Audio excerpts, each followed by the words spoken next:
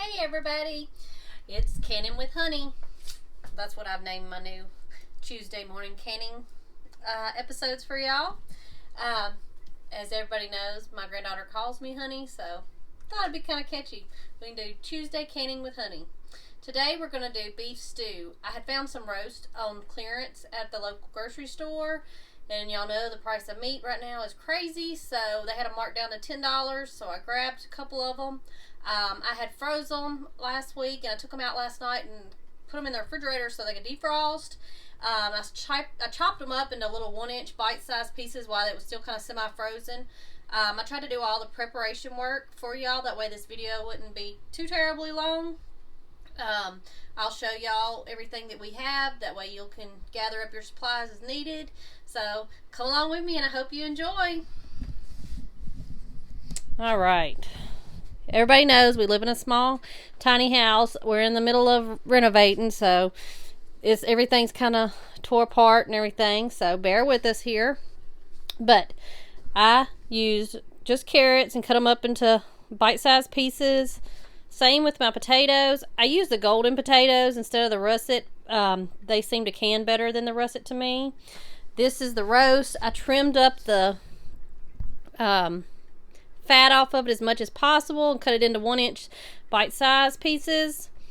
I have my pints all washed and warm and ready. I have my lids in there, my debubbler thing. This is my All-American canner. I have it warm with 2.5, maybe 3 inches of water in the bottom. And I have some hot beef broth that we'll be using. I just went on and kind of boiled it, that way it'll be ready. I do need to grab some salt. I usually use Redmond's mineral salt. I do not have it. There's our salt right there. Have none at the moment, so yeah, I'm not gonna do a lot, because when you're canning it seems to suck it up a lot, so let's just do 1/4 teaspoon if I can find it.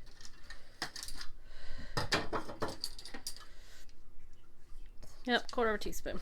All right, let's get down here. That used to be our old master room. Right now we're in the process of getting it all, the sheetrock tore apart. We're gonna repaint it and redo it, because Dalton, my son who's blind, is at blind school, so he'll be coming home on Easter break in April, so we're gonna get that all ready for him, plus guests that want to come over and stay while he's not here. Once he graduates blind school, that'll be his room. We'll have it all set up, him and my granddaughter, his daughter Bentley. But the lighting, I hope y'all can see really good. I'm going to try to set it up so y'all can watch me fill the jars. They're warm. I've already washed them and sterilized them. I do not have a dishwasher, so I boil water and put it in my sink. Do it that way. I have my lids. Now you don't have to boil them and get them warm and everything. They say you don't have to, so I just have them in here. I like to use this when I'm canning. I do like to use wide mouth jars, but right now I can't seem to find any pint-sized wide mouth jars, so gotta work with what I have. So, like I said, we're doing beef stew today. It's really simple. You could use onions and celery. My bunch is not crazy about it, so I did not cut it up and put it in here. I could add celery seasoning and onion powder and stuff like that once I'm done, when I'm pouring it out for a meal. These are usually just maybe 1 or 2 people. You can do quarts. If you do quarts, you're going to pressure can it for 90 minutes. I believe it's 70 minutes for the pints. I'll double check that and make sure I add that in the notes. So I guess what we're going to do, I'll walk you through it, then I'll let you watch me. We're going to take our pint jar. I just have a clean, trying to make room so y'all can have everything, because I don't have a lot of counter space. But I'm going to start with my potatoes, and then I'm going to add my beef, and then I'm going to add my carrots. Then I will put just not even a whole 1/4 teaspoon probably of salt, and I'm going to pour the beef broth over it, and use my debubbler to kind of make sure all the bubbles are out. We'll place the top on, and we'll finger tighten with the rings. I do need to get them over here.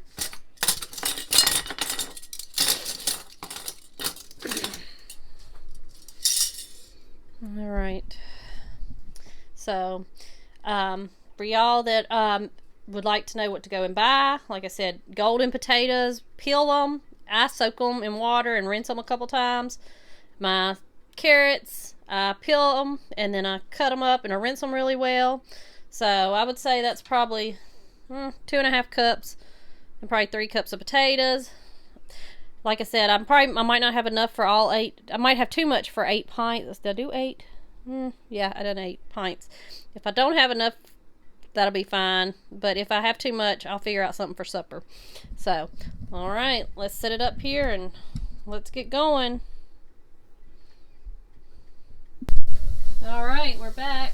Just quick enough, it's done started venting, so I was going to show you, let you see what it looks like when it's venting, if you can see it. I'm sure you can. Let's see. Well, you can see where it's coming out of there pretty good. So we're going to take our weight at 10. Oh, hold up. It just started, so I got to wait 10 minutes. Then we'll do that. I'm getting ahead of myself. All right, start timing now, and in 10 minutes, we'll place that on.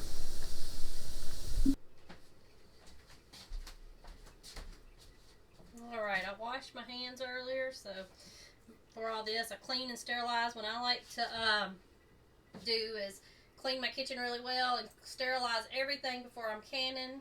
I do need to grab the white vinegar to wipe around the lids first, so hold on tight. I'll be right back.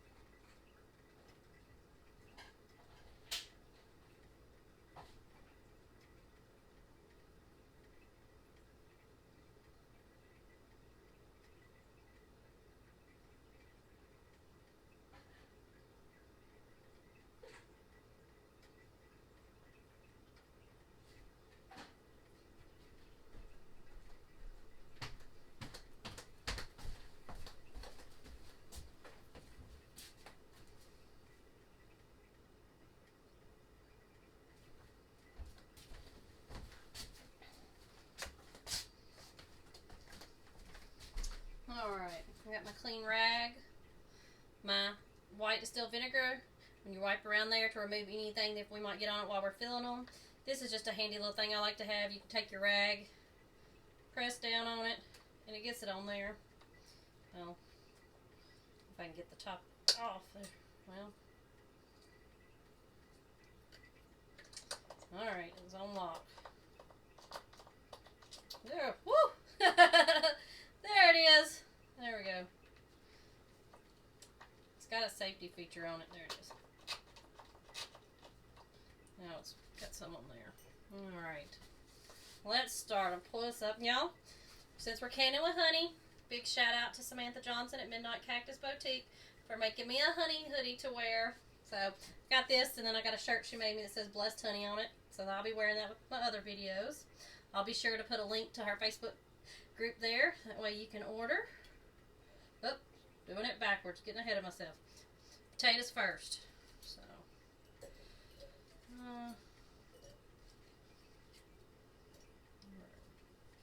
probably won't use that today. We're just going to grow and put them in there so we're not... That's better for when you're using liquids. We'll probably use it when we do some broth. I'm just kind of eyeballing it. Not a lot, because I still got all this meat to pack in here and carrots, so just a handful or so per jar. These are pretty good sized chunks. You could cut them up a little bit smaller.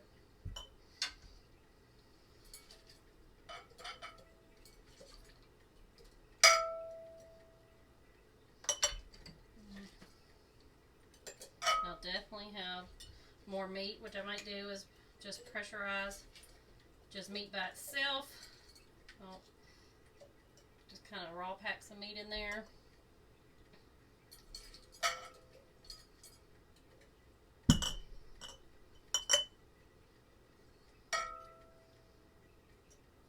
Got a couple pieces left. So let's drop them in here. There we go. Oh, convenient. We're right here at the that wasn't a good idea. There's our blooper for the day. Glad I caught y'all. Alright. I wonder if I can back up a little. Oh, there we go.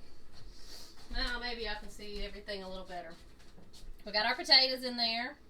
Now we're going to take our meat and just kind of stick it in there. I'll move that up so I don't get nothing on it, because I do want that to be clean. I don't want to shove it down in there, but you know, I want to put it down in there pretty good. My bunch is meat eaters, meat and potatoes. That's why we don't have a lot of everything else. And remember to leave 1 inch headspace, so be thinking about that while you're packing everything in there.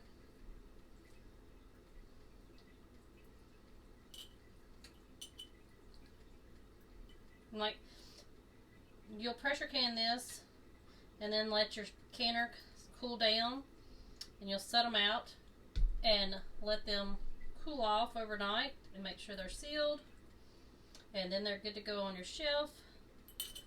And they make a fast, easy meal, especially during the summer. And like right now we're doing softball, so if some of the other kids are at home or something and they're hungry, at least I know they have a nutritious meal sitting on the shelf waiting on them. I do a lot of meal in the jars. I did find one for, it's like a burrito kind of in a jar that I plan on trying. And I know some of the things that I do, I probably won't video because I guess kind of like a rebel canner. I do can things, so I would not show y'all something that is not by the guidelines. So everything I do is by the guidelines for safety reasons. So we can do sloppy joe in a jar. That might be one of our next ones we might try to do. That's something easy. Everybody loves to have sloppy joes, so you just make up your sloppy joes and can it. It's like a homemade sloppy joe recipe. It's really good, really simple.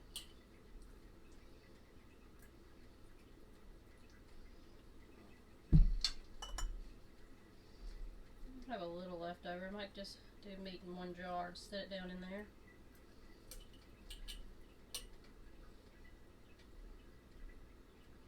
Yeah.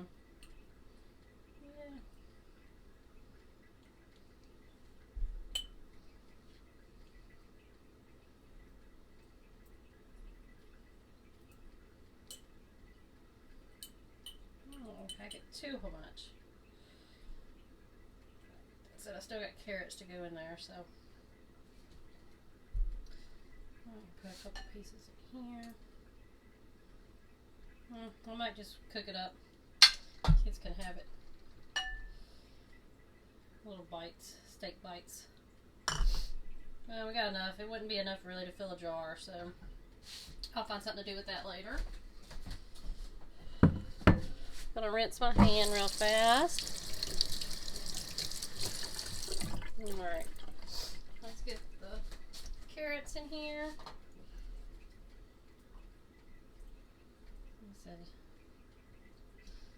I don't have room for a lot of carrots in that couple of them. Your 1 inch headspace is usually that ring right there, so that's about as far as I'm going to stuff them in there.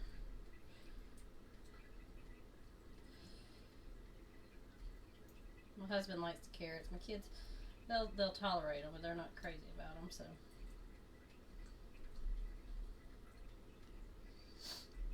They like them candied, so I guess I could can some candied carrots.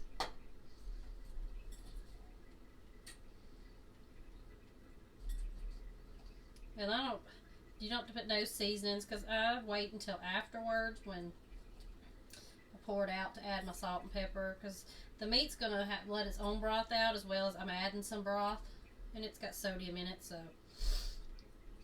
you don't want it overly salty.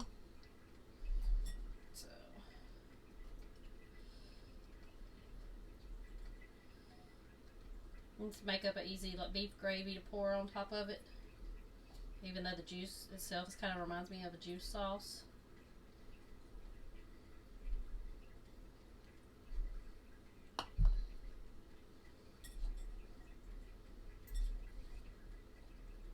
I got the carrots on sale the other day, some organic carrots, so I got plenty of carrots. I might, if there's any left, the chickens might get a treat, or the kid, since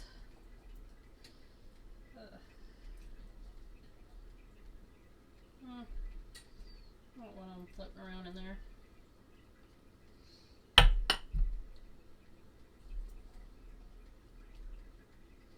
And these are good too if you like to camp. We like to go camping. So this is something you could bring, and you don't have to worry about keeping it cool in a cooler. You can just pack it up and put it on your pot over your fire, heat it up. That'd make perfect thing. So we plan on camping in June, so on the Buffalo River. So these will be nice to have. I can grab a few of them and the sloppy joes. You know, we like to grill and stuff, but kids like convenient stuff, so it'll be nice to have a couple of this. And chicken for chicken salad and stuff. Alright. Last one. And I'm going to wash my hands. We'll put the lids on them. I got my pot warm. I get my rack. I had laid it down. So there you go. I mean, they're all packed in there. We're going to get the broth in there. Alright. Let me set this to the side.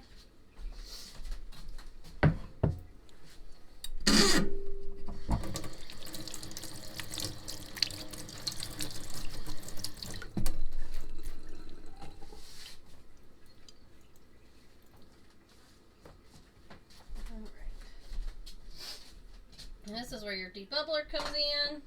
We'll stick this on here. You're going to fill this to, like I said, that 1-inch headspace. It was pretty warm because it was boiling earlier, so.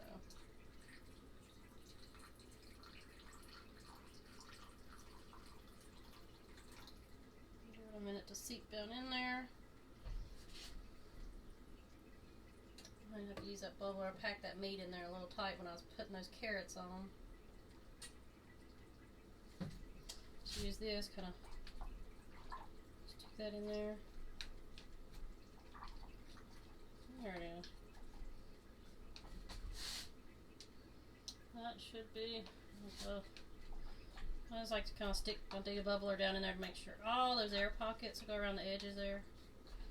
They're all nice and all your air pockets are out. That way that juice is able to get down in there.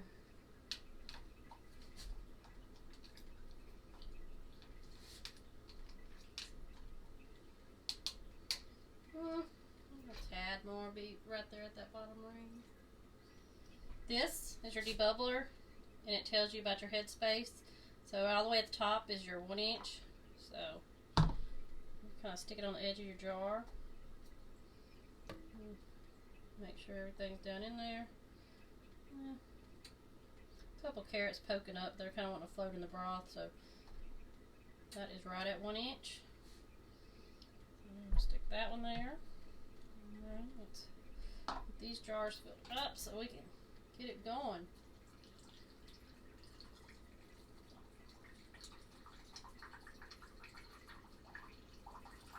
This one's doing great.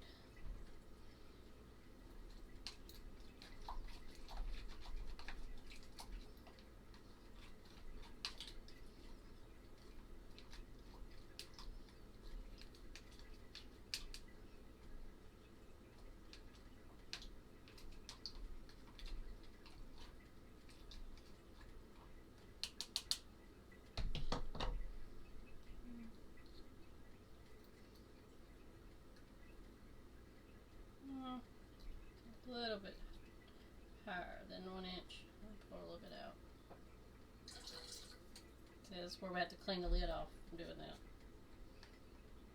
There we go.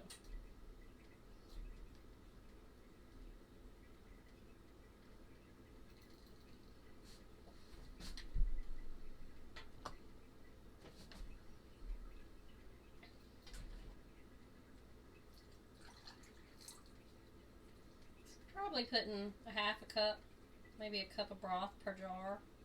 I think I made up 5 cups.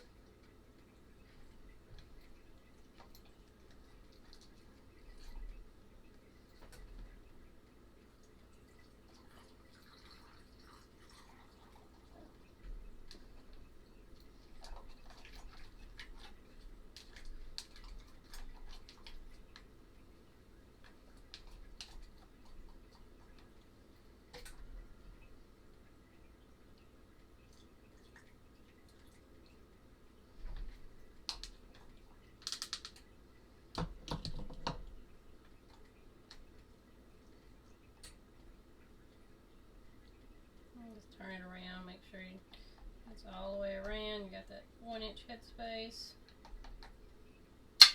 This just helps with the sealing process and everything. You want it to seal because you don't want to waste all this. If one happens to not seal on you, just toss it in the refrigerator or eat it for the supper that night. Don't throw it out. If you do catch one on the shelf that you find that didn't seal, definitely throw it out. When in doubt, throw out is my motto with anything. Canning, something that's been in the refrigerator a little bit longer, leftovers, meat. When in doubt, I just chunk it. Well, it don't get chunked, but we don't eat it. It goes to the animals.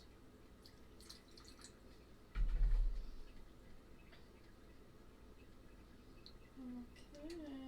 Alright, 1-inch. We've been having some coyote problems here on the homestead, here on the mountain. So Wes has been filming. He's been setting out some snares and stuff, so we'll be able to watch for that video coming soon after we check the snare a couple times, or we catch one. That way I have an ending to the video, or might not catch one and we'll have a different ending. We have cameras out. We've seen a couple. I know I caught fox on the camera. They're wanting to come in and mess with our chickens, and everybody knows chickens is one of your sustainability things to have on a homestead. Eggs, meat, fertilizer.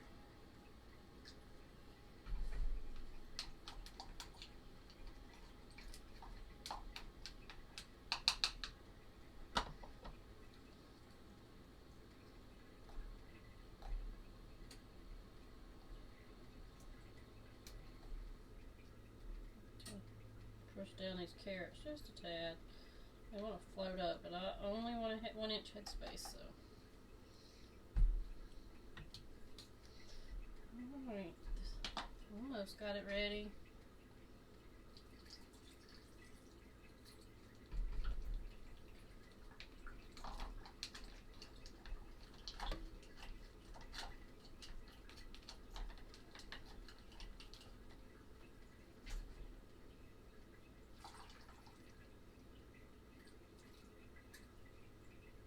I was worried I wasn't going to have enough broth, but I think I have plenty. So it's not quite a cup. Probably like half a cup per jar.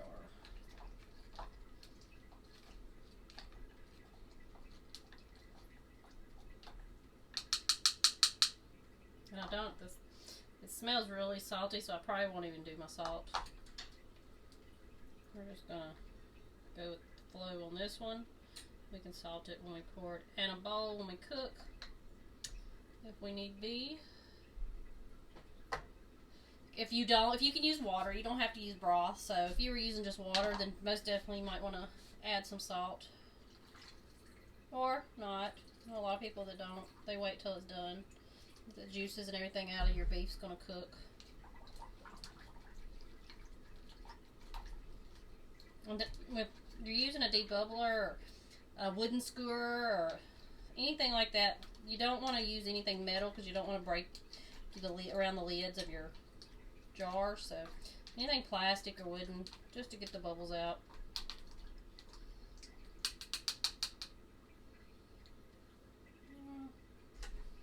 A little bit more. There. There at the tip of it. So. Alright, our last jar. Can't wait for all the garden to be producing, so we're doing sauces and tomato sauce, spaghetti sauce, getting fruit from the farmer's market and produce stands. That way we can do different jams and jellies and preserves. Everybody's favorite last year was the peach and jalapeno jam. So I think I've used all that, so I definitely have to make some more of that. I did see a blackberry jalapeno jam recipe somewhere, so I'm going to have to try to find that, because that does sound pretty good. We like everything with a little heat. Alright. Just a little bit more. There we go. Alright. This in the sink. And I still probably have 3 cups of broth left, so I will put that up. Alright. I done it, but just in case that wet that down. Clean these lids. And while you're doing this, be feeling for any bumps or cracks or anything like that. Wipe that jar down. Lid. Place it on there. And finger tighten only. You don't want to tighten it too tight. So that's it for that. We'll do the next one.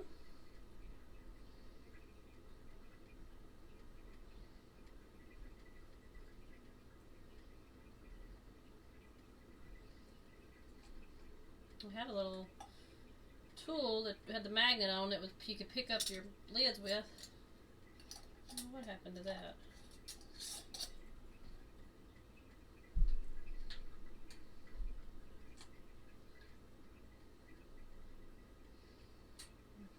I'll move a little bit faster, so the jar cooling off a little.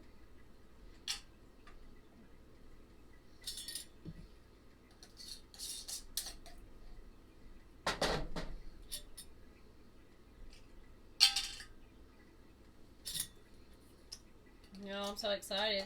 It's supposed to start getting in the 70s, low 80s. I am not a winter person by no means.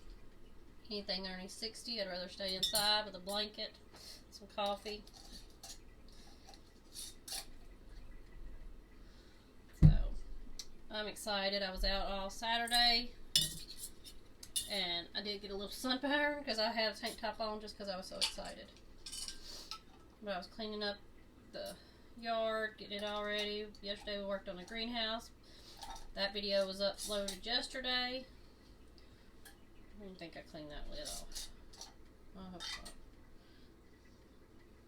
Getting ahead of myself here. Talking to y'all and forgot to clean it off.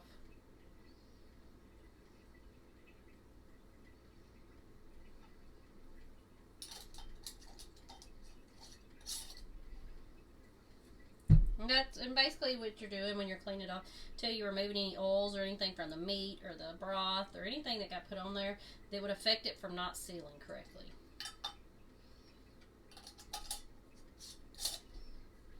Now I'm going to second guess myself on whether I've done it on these. I'm going to go back and do it.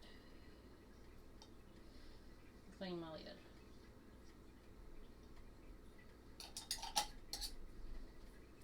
What I get for talking and not paying attention.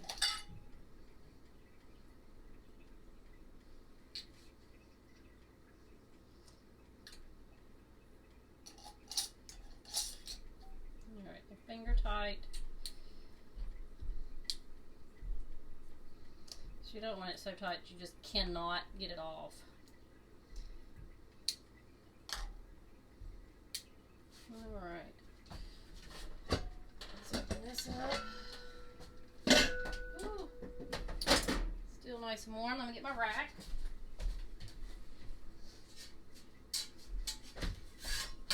Alright. Put our rack in here. There we go. I'm going to stick these in here. Don't want them touching, so just kind of like a 1/2 inch between them.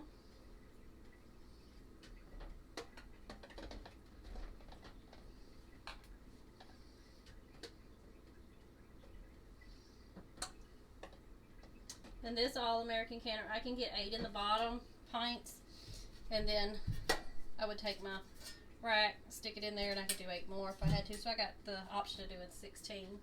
I got this and I cleaned it, and I have oil around where it'll be metal touching metal for a seal with olive oil. And it has an arrow on it and with a little groove here. So you want to kind of put it on. Make sure we're even all the way around. Little gaps here and there.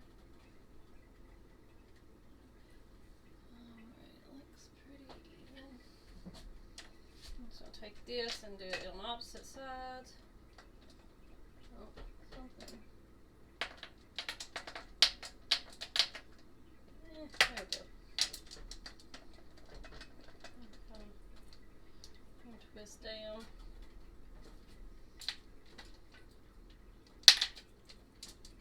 Some of them done rattled around, moving it and back.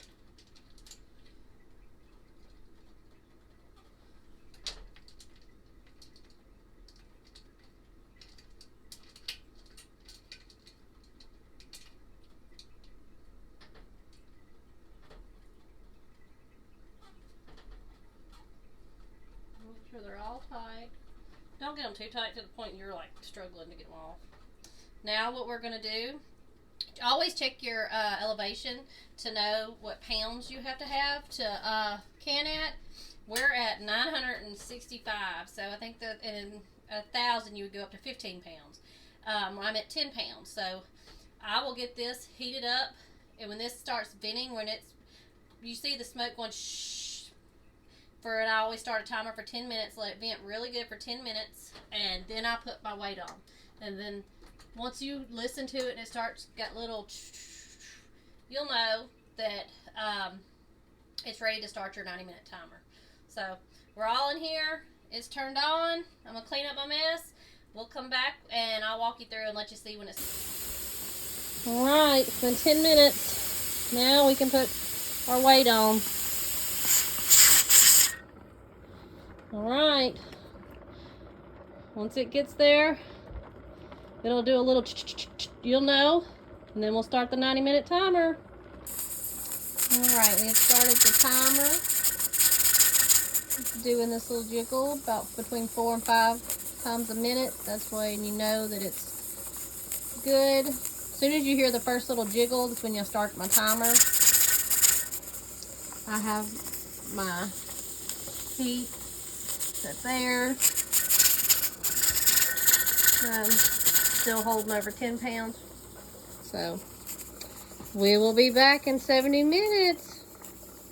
Alright, it's been 90 minutes. I turned it off right before I had to go get the kids from school. So it has came down to 0 on the gauge. I removed the weight so there's no steam coming out.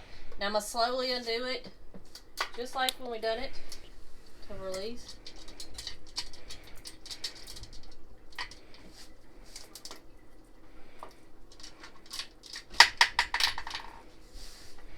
Hot to touch. Alright. There we go. You always remove it away from your face. That way the steam goes the other way. That way you're not burning yourself. Let's see, stick that there. And they do make a little jar attachment that you reach in and grab your jars. We recently moved the stuff from where the pantry was, so my stuff is missing somewhere. So I hope everything turned out good. Let's see. I'm going to reach in here with this. I have a cameraman tonight. Brian is assisting us. Alright. There's one jar.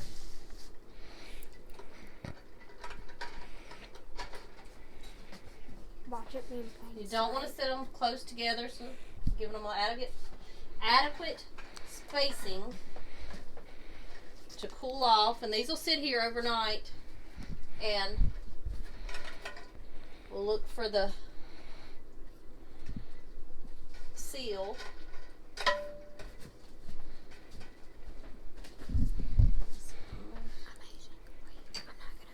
Which most of them, that one's not sealed, but the other ones are sealed already.